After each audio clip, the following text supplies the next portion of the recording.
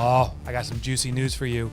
Profit First app version 2.0 is here. With an enhanced user experience and video guidance throughout, you can now be even more confident in your Profit First implementation. Plus, listeners who work with a certified Profit First professional get extra benefits. Check it out now at www.profitfirstapp.com.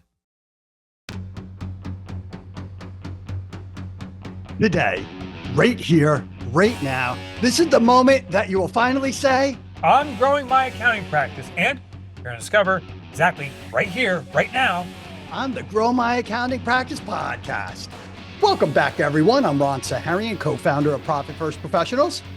And I'm Liz Sporn, a guide here at Profit First Professionals. And I'm missing one word, Mike. I said that you're going to learn exactly, if I say exactly how, here on the podcast. I'm also the author of Profit First in a brand new book called The Money Habit. You're listening to GMAP. This stands for Grow My Accounting Practice. So welcome to accountants, bookkeepers, coaches. We are here to serve you. Obi-Wan Kenobi has an insider access tip for you. I got a GMAP Now task. We also have an extraordinary guest joining us. We're going to talk about how to lead through strategic website design and digital marketing and all that stuff that most accountants and bookkeepers are missing out on. Don't forget to review and subscribe to Grow My Accounting Practice podcast, and your feedback is greatly appreciated. This episode is brought to you by your cyber team, Chris Burns. They run our cybersecurity guys over here. It's much more than just the technical aspects of plugging things in and making sure that you're protected and don't get those spamming things. These guys also make sure that your insurance is up to date, your policies, the fine lines, because that is really what's most important when you're working with cybersecurity. Yes, having the technology, but if you do get attacked or violated, whatever it happens to be, if your insurance and the little stuff, you're not doing everything that the insurance is telling you to do, you're not going to get that insurance money. Yeah, no, you're busted. It's not happening. It's funny. When Mike said one word, you know what? Instantly, I thought about my very first podcast. I sent both of you, Mike and Liz, a copy of my very first podcast when I was a guest, and I was one word, Ron, and it was our 9th episode. So that was my first one, number 9. I know. I forgot to respond. I looked at that and I was like, "Oh, look at baby Ron, baby Ron, baby Mike." So I'm not cute. even, baby Mike. But now we're way over 500. Now, and that's the consistency, right? That's the consistency that we're talking about here. Is if you're going to do something, do it consistently and do it the best of your ability, right? Yeah, buddy. Let's get to the business at hand. We're going to talk about digital marketing, website design. Things have changed so radically in the last, since the internet was started by Al Gore in 1994. And a lot of businesses are still running it the old-fashioned way, and that's not the way to do it. Paige Wiese is joining us. Paige Wiese is the founder and CEO of Tree Ring Digital, a Denver-based marketing agency that helps businesses nationwide grow through strategic websites and digital marketing. With 16 years of industry experience, she developed a proprietary digital asset management service to help companies protect their data, brand, and legacy. Paige Wiese, welcome to our show. Thank you so much. I can tell we're going to have fun today. This is going to be good. Buckle up, Paige. That's all we're going to say. She's ready because she's a trail runner. So she's can handle any terrain. And our terrain's a little rocky today. Yeah, we had video problems with Ron, audio with me. Liz, something's coming. There's always problems with Liz. Always. So, Paige, I was just thinking about website design and going to some vendors I'm considering for stuff. And I just noticed it feels like it's still 1996. You see the under construction emoticon moving around. Oh. Why are people putting kind of their websites, which I think is the most important part of their marketing, why are they putting it secondary? Why are people not considering modernizing?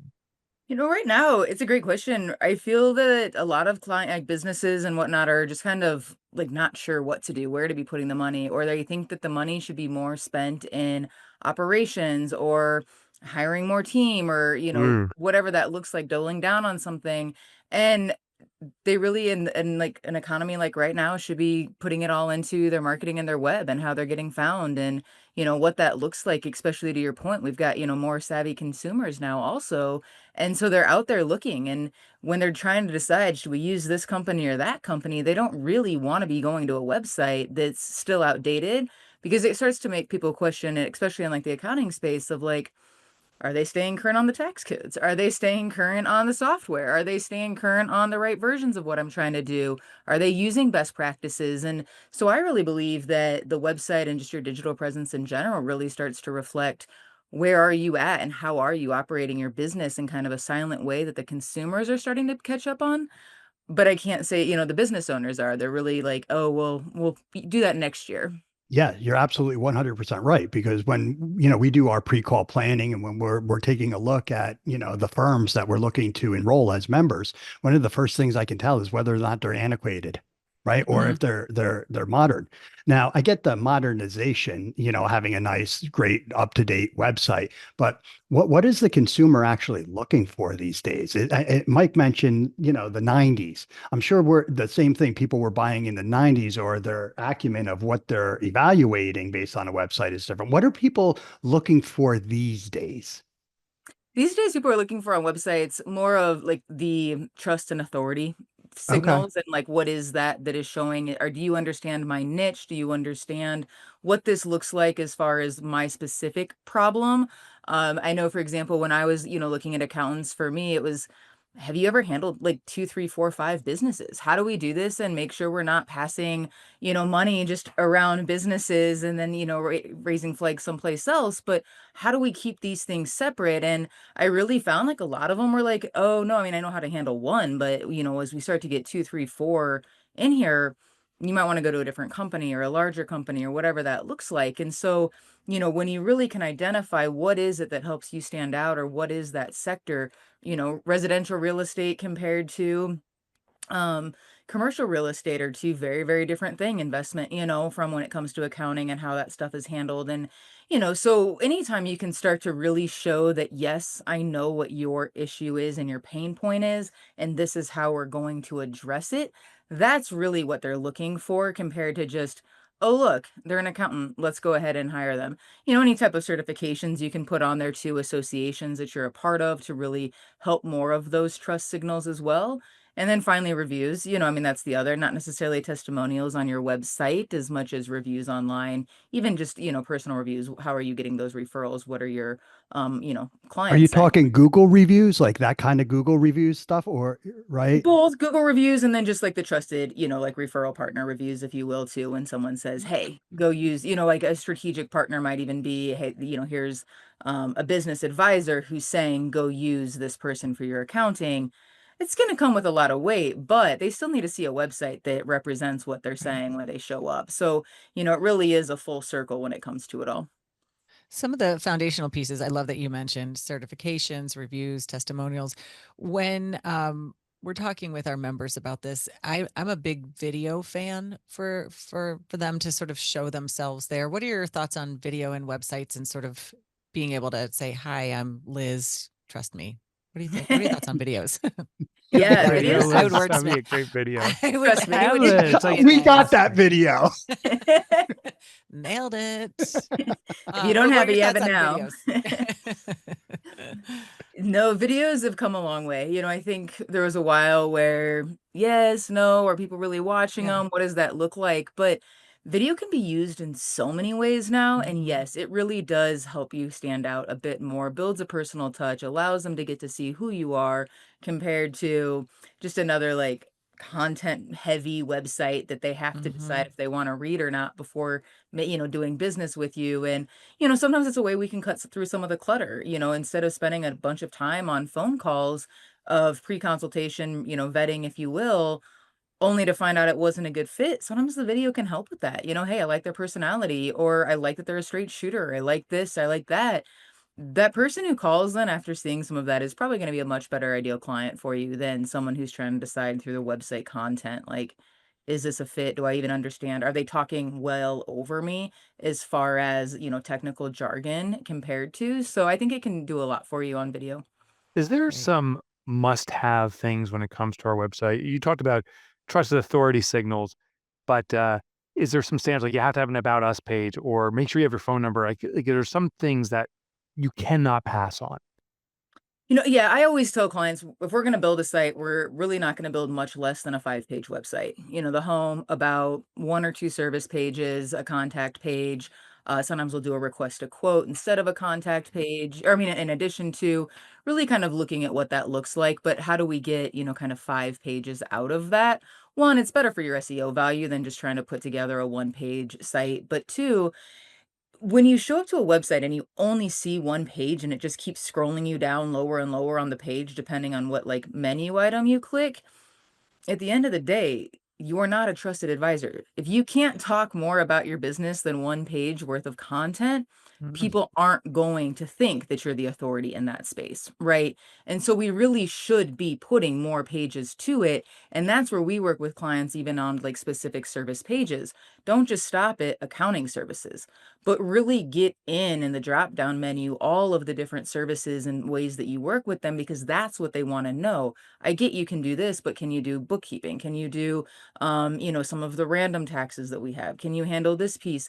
And so when you can really break down into like payroll, great, this is more of a full service firm for me. Or, oh no, all I need is payroll. And that's something they do over here. Maybe let me give them a call. So I really think the more that you can for SEO and authority, the better you can be. But that would be one of the big must-haves. Okay. So now, well, say we don't have the niche specialization, but we're going to be going after it. How do we start to build, ourselves as the authority?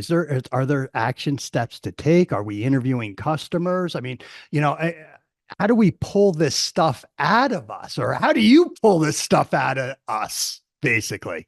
I think that's the better question, is how do we pull it out, right? I mean, we do website writing and content for our clients, and a lot of times we get the pushback of, "Oh no, no, I'm gonna write it. Don't worry about it. I'm an expert in this. I'll write. I'll write. I have an English degree, whatever it looks like, right?" Lawyers, we see it Those all the authors. time. Oops. Right? Yeah, they all wanna write it, and at the end of the day, it's like, no, what we want is to have someone ask you those questions and pull that information out of you in that authentic, genuine way, instead of sitting down in front of a computer yourself and trying to be like, "How do I make myself sound amazing? How do I talk about everything I know?" I don't wanna do that. The more that we can have that genuine conversation, we really start to get to that part and that authentic piece of a lot better. And so we really do like to try and help our clients through that phase and say, nope, we're going to take this on. And it goes quicker. Everyone just kind of gets in front of their computer and gets writer's block. And then Yeah, it's like another 3 months before we see content. that's Is great. content still king? Meaning I gotta have a blog or some other form of content on my website to be relevant?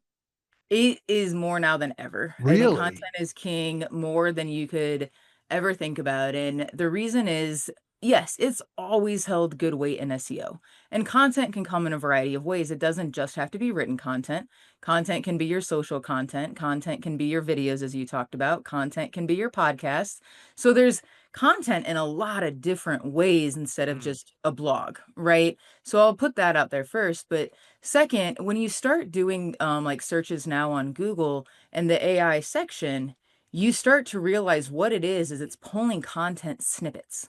So people are no longer going through the search results, they're looking at that answer.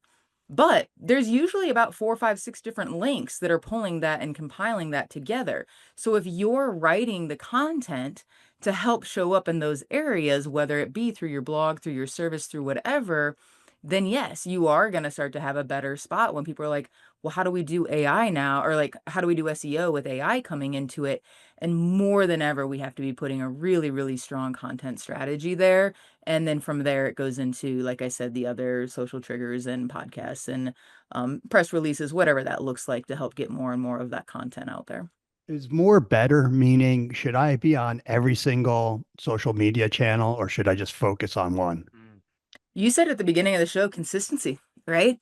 Just wherever you're going to be, that's consistent. If you think that you can be in, blogging consistently, as well as, making sure you've got some good social content on, let's just say, LinkedIn, great, do it. But don't overextend yourself. Don't bite off more than you can chew, and don't start and then halfway through be like, this is too much, and stop. It doesn't look good either. So, you really said it best at the beginning, is the consistency is always more important. If you don't have time to blog, don't even put it on your site. It does You not know, look it, good for it to say 2020 as your last blog post. Like, just take it off. Let's I remove know it. you're giving them a reason not to hire you, I right? promise you COVID will end one day.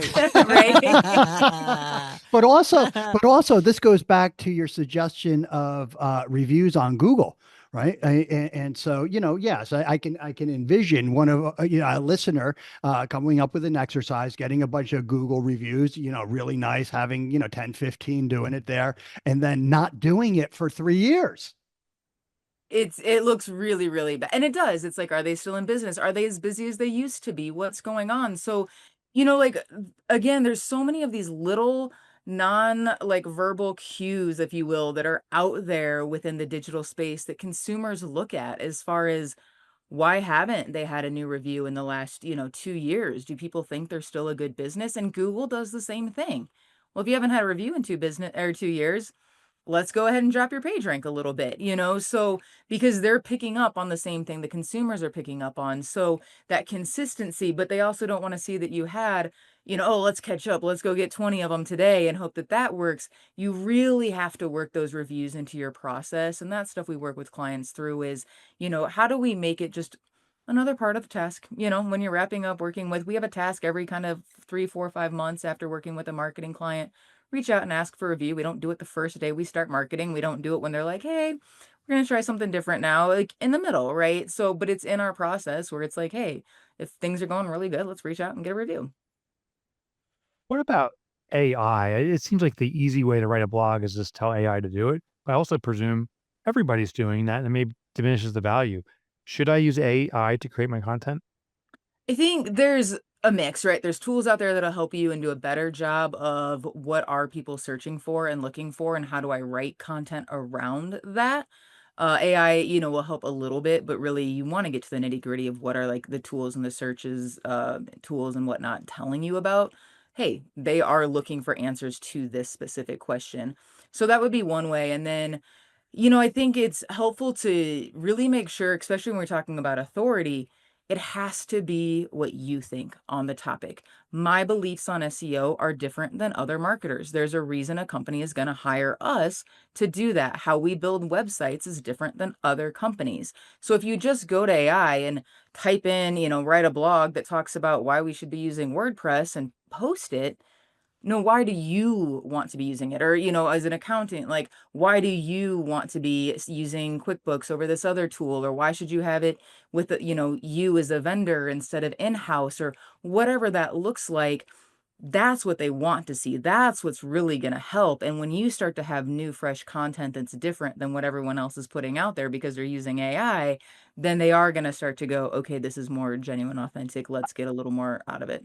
I could see an awesome section of a website where, big in the accounting world these days is their technology stack, right? They'll have their technology stack, but they don't explain their Why? technology stack. They just said what it is, not the reasons why they're using it. So I could see that would be a really cool thing. Hey, the reason we're using QuickBooks Online is XYZ PDQ. The reason why we're using this. The reason we're using People Process, your cyber team, these various different partners, and give them the because. I like that. When you see that often too, like even just like someone talking about their competitor, right? Like, why would you use us over this company? And so you can, almost do the same, because back to what we were talking about with some of the AI search results is that's what people are asking. Why should I be using QuickBooks Online for blank industry? Why should I be using, different tools? So when you start hitting on those topics, even as we were talking about niche, that is gonna get your target audience directly to you so much faster than just, "What is QuickBooks Online?" Or, "Why do I need it?" Right? Like, that's been done a lot, but I like, what you were saying is, but from the owner's side, why do I use this in my accounting practice and firm, and why do I believe so strongly in these sets of tools? Because when you wrap it back into the question that people are asking, that's what's gonna get the better result in the search engines, not your service page on, we offer QuickBooks Online accounting services. It's gonna be the blog topics that are answering the questions that are gonna do a better job for you. So anytime you can start creating that content, it will help you more. And then, yeah, niche into it even more, right? Double it down, right? You write one blog post and then have another one on a specific niche that you're in, the same exact topic. I talk about that a lot of using all content almost like a Swiss Army knife. So if you have a blog, you can turn it into 10 posts, you can turn it into a couple videos, you can turn it into a podcast, whatever. What are your thoughts on distribution of content? Consistency we already got. I love that you said niching. What's some of the foundational strategy pieces for getting content out? Foundational, I'm a big believer, and it just kind of goes to how much time you have and what your team looks like. I Mm-hmm. still am like we manually post content to make sure we're getting the right juice out of the search engines. We make sure that we are the ones coding the blog into the HTML format to get the heading tags and everything that we need for. So, while yes, there are tools out there and organizations can be using those, it's really, like how deep do you want to go and really get, I always call it like the juice out of it. Mm-hmm. So, that's again the consistency as far as if you can't post to every single platform, but you have that kind of content, then maybe, get the manual posting and the juice that you're going to get from there. The same thing, the manual commenting, the manual liking, all of that goes a lot further. And then, taking it from your website and manually sharing it over to your social is going to be a better way to distribute it than just hooking it up that as soon as you post it, it automatically links to your social platform. So, but I understand that's unobtainable for a lot of, businesses, smaller businesses, whatever. So, I do know tools can be used, and I think, at times that makes sense. Sometimes the scheduling component of that, but oftentimes going straight to the source, then using Facebook scheduling, using WordPress scheduling, whatever that looks like, will be a lot better for you than necessarily trying to go through Hootsuite, Buffer, whatever those look like. Uh-oh. You're making me really sweaty, Paige. I'm actually gonna throw up a little bit. Really. This Oh, whole puke. Oh thing, I'm no, like, I'm we're supposed to firing have fun. myself. When working with marketing professionals like yourself, what are some good ways to go about approaching folks like you, and what are some smart questions that somebody who has been burnt, maybe quote unquote, in the past before and hesitant in spending? Mm, Yeah, I think really making sure you're understanding what is the goal, what's the expectation, and how are they tracking? What are they actually providing you to show you proof? And because leads, obviously is how we're all trying to measure. SEO really isn't a measurement of leads, though. Or, hey, I want a beautiful website, but if it's not converting, I don't care how beautiful the site is, right? So it really is like, what are we actually looking at if we're going to engage in a relationship to know, is this working or not working? And when we can get to the root of that, then you know that you've got a company that can defend and stand behind and willing to work with you through that. And that's another piece that, like with Tree Ring Digital, we sit there and we do both sides, the marketing and the web. And the reason that that works so well for our clients is it allows us to come in and go, hey, your marketing is great. We've got you, ranking really well, or your Google ads have a great conversion rate, all of these things, but your website's not. That's where we're losing the lead. And I can pinpoint where exactly on your site we are. So instead of scrapping the whole site, let's go focus on the page that we're losing them on and see what we can do to keep fine tuning that user experience. And that's what we see with a lot of other, firms is just they're only focused and isolated on one section, or they're not providing all of the reporting and analytics to really be able to show you, is this working or not working? Awesome. Wow. wow. Hey, we got to Wow. wrap things up. Where can our listeners go to get more information, engage you for services, all that Yeah. stuff? Perfect. Yeah, they can follow me on LinkedIn at Paige Wiese and then visit our website at trueringdigital.com. And then we also have a digital asset brand protection checklist that they can download at Mm, trueringdigital.com/profit awesome. first. Oh, there you Nice. Oh, go. wonderful. Yeah, and that'll be in the show notes, everybody, so you can, click on that, download it, but definitely reach out to Paige and, Oh, for seek her sure. advice. Good Paige stuff, Wiese, Paige. thanks for Thank you. joining us today. Thank you Thanks, so much. It was Paige. fun. Yeah. We're going to do a review of what we learned. We have an insider access got GM Now task. Do you have that trippy question for us I do. I first, do. Liz? I sure do. I sure do. Um, so we read a book a while ago. Mike, you didn't love this book, but it was in it, sort of the punchline was, here it is on a bumper sticker. It was by Keith Cunningham, The Road Less Stupid. And so today's quote is about sort of your bumper sticker quotes. What's your favorite quotation? Do you have sort of a motto, a credo, or a favorite Yeah, quote? yeah. It's hands down. Be yourself. Everyone else is already taken. It's Nice. attributed to Oscar Wilde. I have right on the wall back here. Nice. Awesome. Mr. Saharian. Optimism is the only mindset of any value. Lou Holtz. Oh, that's a good one. That's a bumper Uh, sticker. My quote's a lot longer. oh, what's your quote? My quote is in order to be a true success, whether that's as a person, anything, all you got to do is do what you say you're going to do by when you say you're going to Knew do it. it and do it 3% better than expectations. You I do should have. that, you will be a rock star in everything. I should have guessed it. I knew that one. I knew that for Yeah. you. Mine Not- is Maya Angelou. People won't remember what you said, but they will remember how you made them feel. And Nice. I love that one. So okay, Nice. thanks. Well, and Thanks to our for that. listeners, when you rate and review the show, we'd be honored. It'd really help us out if you could do that. So do that right now on your favorite podcatcher. Share your quote. Share what you Yeah, thought share about your Paige quotes. Wiese's share. Also, we'd love it. Okay, let's recap what we learned from Paige. Liz, you Yeah. want to start us off? Well, yeah. I mean, like I said, I got a little sweaty as she was talking. One of the things that I really will stick with me was the idea of the manual posting and the manual prep. And I was like, oh boy. But I like that. I mean, Time to get consistency, interns. I love maybe. I know. But I love that she said, she doubled down on consistency again, but it's really the power of how she sees doing things manually ranks us higher on SEO. So just stuff like that I thought was interesting. And then I also love the get interviewed. Let someone pull the story out of you as opposed to trying to get it out of your head yourself. I like that one. How about you, Ron? Yeah, I got a couple of things, but I like how to generate that additional SEO by answering the questions people are asking, right? Mhm.